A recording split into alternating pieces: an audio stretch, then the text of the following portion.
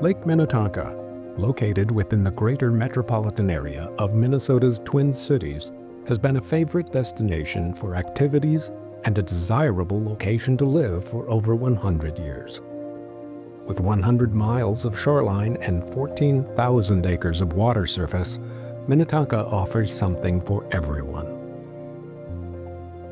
Lake Minnetonka is steeped in history, and there are countless stories, many dating back to Native American life for thousands of years. A heyday for the lake's use as an entertainment hub was the late 19th and early 20th century. Among the methods of transportation in and around the lake, steamboats proliferated in the first decade of the 20th century. Then, as quickly as they appeared, they became obsolete, and many of them were simply scuttled to a watery grave. Many met this fate quietly, and some with great fanfare, and many just off the shore of Big Island.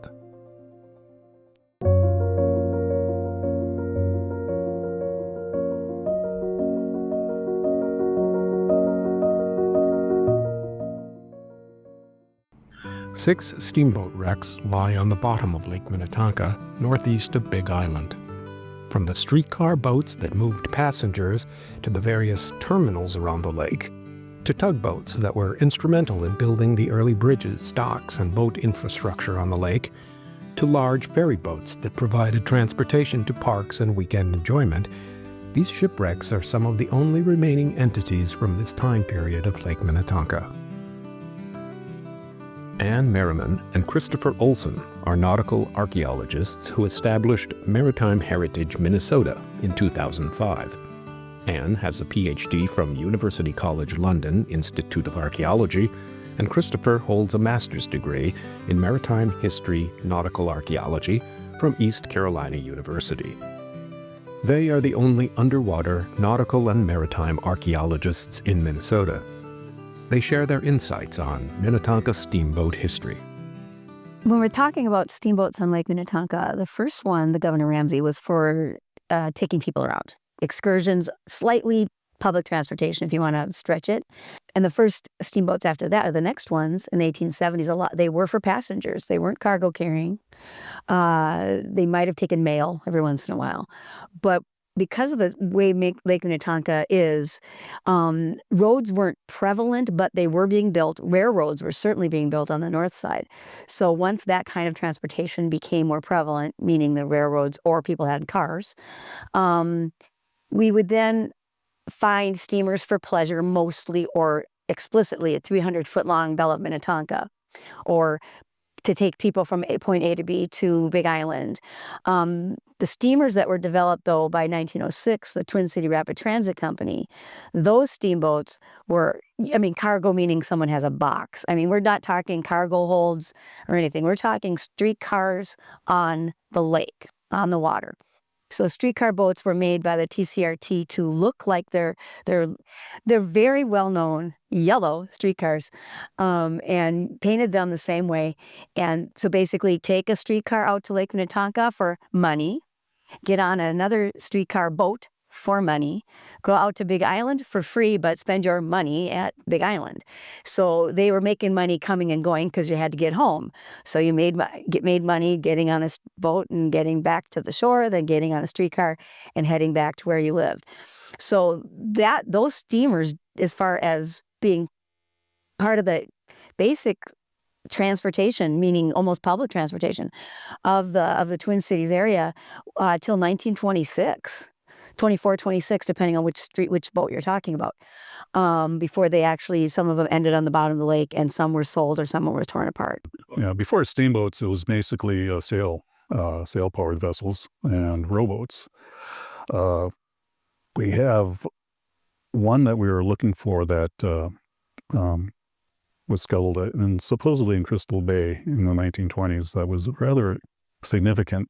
We have one photo of the boat, and it looks very substantial and almost clipper ship-like on the shaped bow of a clipper ship. So yeah, they're very prevalent at first, and still prevalent today in forms of the yacht club and their sea scow races that they have, and I think they do them on a weekly basis. They often have races around Big Island, the Minnetonka Yacht Club and the Wayzata Bay Yacht Club. One of the key people who fostered the use of steamboats on the lake was Thomas Lowry. Lowry, a highly influential and successful attorney, arrived in Minneapolis from Illinois with little money and few possessions. Born in 1843, he left his farm home to study at Lombard University in Galesburg, Illinois. After a bout with tuberculosis, Lowry finished his education and passed the bar in 1867. Recognizing the opportunities that the Twin Cities offered, he set up his law practice in Minneapolis and quickly focused on real estate. In 1875, Lowry joined the Minneapolis Street Railway, which was ambitiously developing rail service in the Twin Cities. By 1877, he held controlling interest in the company and had the vision to expand rails to undeveloped areas, including Lake Minnetonka. His company merged with the rail line of St. Paul in 1892, which then became the Twin City Rapid Transit Company, or TCRT. To expand service to the western metro area, Lowry built a streetcar line from Lake Harriet in South Minneapolis to Excelsior. Then, to give people a reason to ride his streetcars, Lowry made additional investments in the Lake Minnetonka area. Lowry and his partner Calvin Goodrich purchased the Lake Park Hotel and renamed it the Tonka Bay Hotel to provide a place for tourists to stay during their trips to the lake. They also purchased 65 acres of land on Big Island, and by 1906 they had built Big Island Park, an amusement park with a roller coaster, Mystic River, flume ride, music casino, and a light tower. Lowry's vision for the lake included large passenger steamers to take riders from the terminals to the amusement park, tugboats to facilitate the building of docks, bridges, and other equipment, and a fleet of express boats to move people around the lake. Lowry commissioned boat builder Royal Moore of Wayzata to design 6 identical vessels he called express boats. These boats would resemble Lowry's streetcars and would serve as extensions for the streetcar rides to destinations on the lake. Each 70 feet long and 15 feet wide, they were designed with the same windows, colors, and seating as the streetcars. These were coal-fueled boiler steam engines, and like the other steam-powered passenger boats and tugboats, they carried an ever-present risk of danger. Yeah, the issue with steamboats is that they are complicated to operate.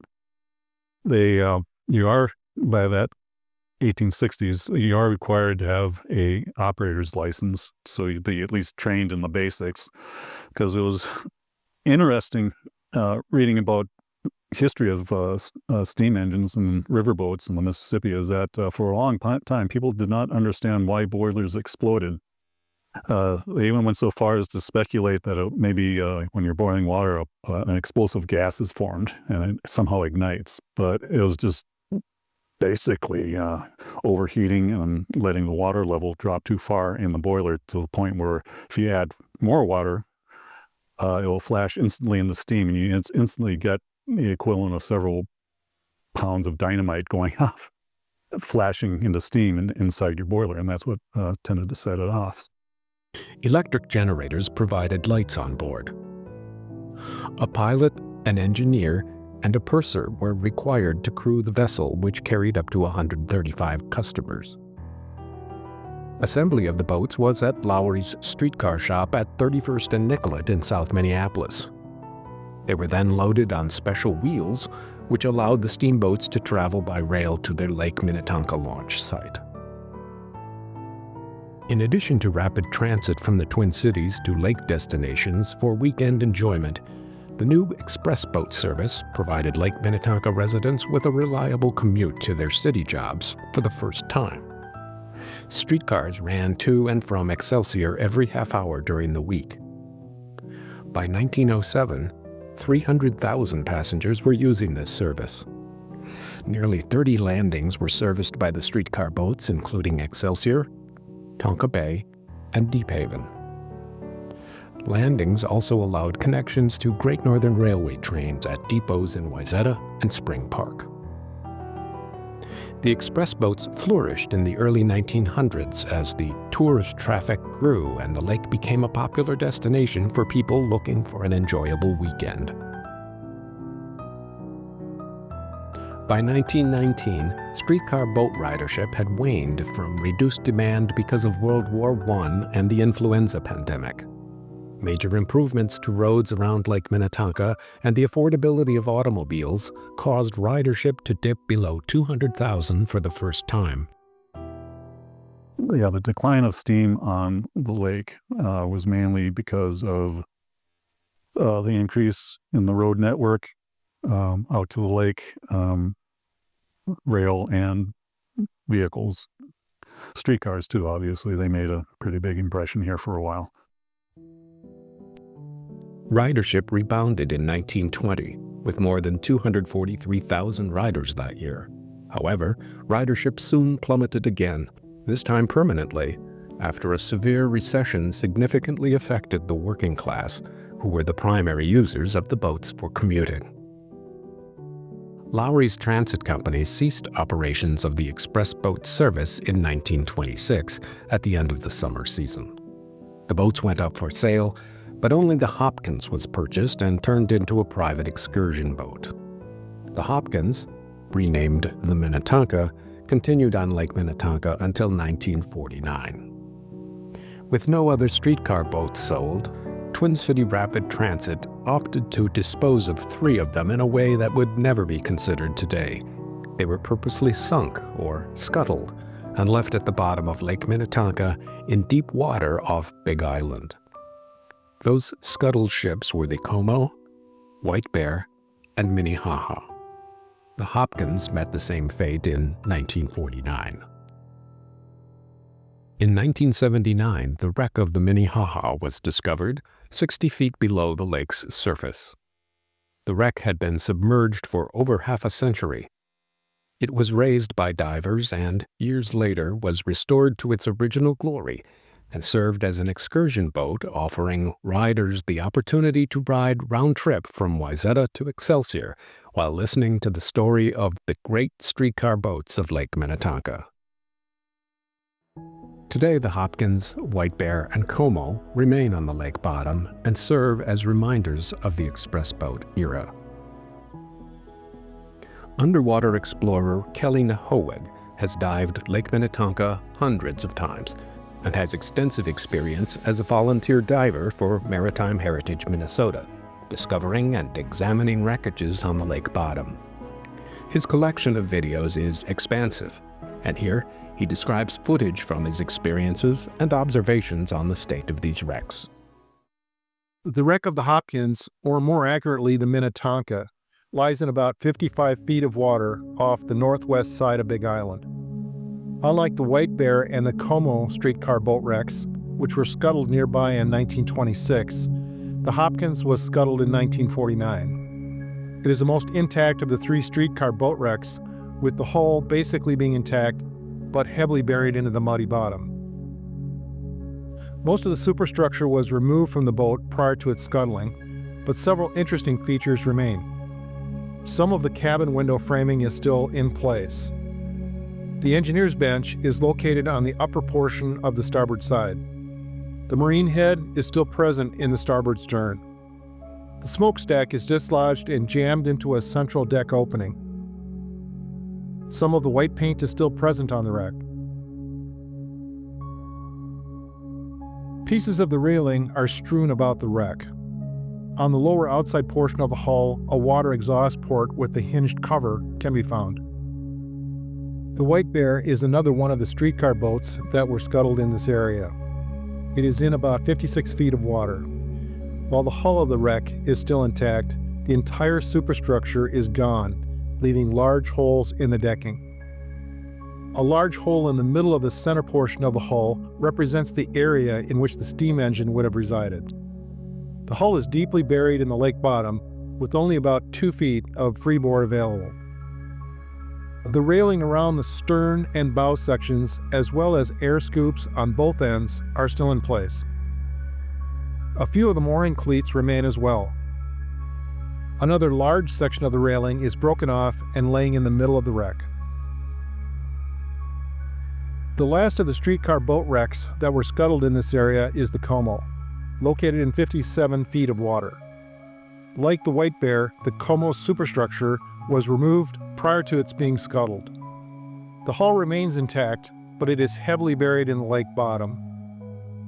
There are many similarities between the wrecks of the White Bear and the Como. The Como still has air scoops and bollards located on its hull. Cleats are also still present. Debris from the demolition of the Big Island Park buildings is scattered throughout the hull. This material was used to help weigh down the hull when it was scuttled. Also, there is little to no zebra mussels on these wrecks due to the depth and temperature of the water. Another interesting segment of the steamboat history on the lake included tugboats. Tugs were used to accomplish the building of infrastructure on the lake shore and provide support for the growing marine development of the lake. From dock construction to bridge development to dredging operations, tugboats were the workhorses used to support the building effort. As Lowry worked to develop his interests around the lake, he quickly realized that a tugboat would be necessary. The steam tugboat Hercules was constructed between December 1916 and May 1917 by the Twin City Rapid Transit Company at their Excelsior shop. The tug measured 50 feet long, 12.5 feet in the beam, and was launched in early June 1917 for use in TCRT dock and boat maintenance. After a relatively short career, the Hercules was sunk in 1926 in the same general area as the Como, Minnetonka, and White Bear. The wreck of the Hercules lies in 49 feet of water. The hull of this tugboat is in good shape, with the superstructure and engine having been removed prior to its scuttling. This wreck is not as embedded in the lake bottom compared to the streetcar boat wrecks, and it has 3 to 4 feet of freeboard on both sides. One of the most interesting features of the wreck is that the name Hercules, painted on the starboard bow, is still clearly identifiable. Large bollards on the bow and stern are still attached to the hull. On the stern, the rudder of the boat is still in place and is visible. Several cleats are still present.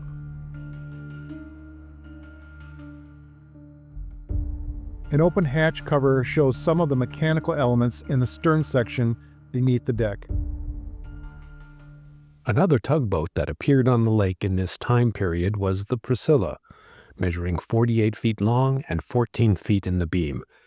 The Priscilla was constructed in 1906 and owned by Captain John R. Johnson and his Minnetonka Dredging Company. By the mid-1920s, Priscilla was converted to an internal combustion engine and continued in service for the dredging company until 1952. The deepest wreck in this grouping, the Priscilla, is the second tugboat wreck and is located in 70 feet of water. Ironically, the Priscilla was the tugboat used to haul the Minnetonka, Como, and White Bear out to be scuttled in 1926. This is a hazardous dive due to the depth and also because very little ambient light reaches the wreck, making it a virtual night dive requiring artificial lighting. As with the other wrecks, the superstructure of the Priscilla was removed prior to it being scuttled in the 1950s. The hull is in very good shape, with much of the white paint still present on its deck. The bollards on the bow and stern are still in place. Some of the cleats on the side of the hull are still present. The third category of steamboats used on the lake was the large passenger ships, primarily used to move people to and from the Big Island Park from the mainland. They were also used to provide short excursions for passengers who were looking to spend a pleasurable afternoon on the lake. One such vessel was the Excelsior. Maurice Godfrey and George Day constructed the sternwheeler George in 1901, measuring 125 feet long and 22 feet in the beam. Due to some limitations of the original design, the ship was redesigned in 1904 and renamed Excelsior. It was operated on Lake Minnetonka, becoming one of Lowry's Twin City Rapid Transit Company excursion vessels in 1906. After the demise of Big Island Park, and also due to faltering ridership, the Excelsior was decommissioned in 1909. Rather than dismantle the vessel, it was decided to burn it as a public spectacle on August 12, 1909, with 5,000 people gathering to watch the boat's demise. Today, the wreck of the Excelsior lies on the lake bottom as the last remaining testament to the glory days of steamboat use on the lake. The wreck of the stern-wheeler Excelsior represents a different construction compared to the streetcar boats and the tugboats. This was a large passenger vessel over 125 feet long with multiple decks that held up to 800 people. None of the decks survived the sinking as the boat was set on fire in a public spectacle in 1909 and burned to the waterline before it sank. The hull is settled deep into the lake bottom. Located in about 60 feet of water, this is a difficult dive due to the depth and low visibility. The wreck has a very flattened appearance without its superstructure. Some of the remaining timbers show charred edges from the burning. The rear support structure that held the stern paddle wheel is still in place, although the paddle wheel itself is gone. A large bollard is attached to the bow. The flag staff is still present on the bow of the boat. This was used to help identify this wreck as the Excelsior. Today, Lake Minnetonka remains a highly popular destination for boating, sailing, fishing, and entertainment. And hidden, just below the surface, is a wealth of history and remnants of a bygone day.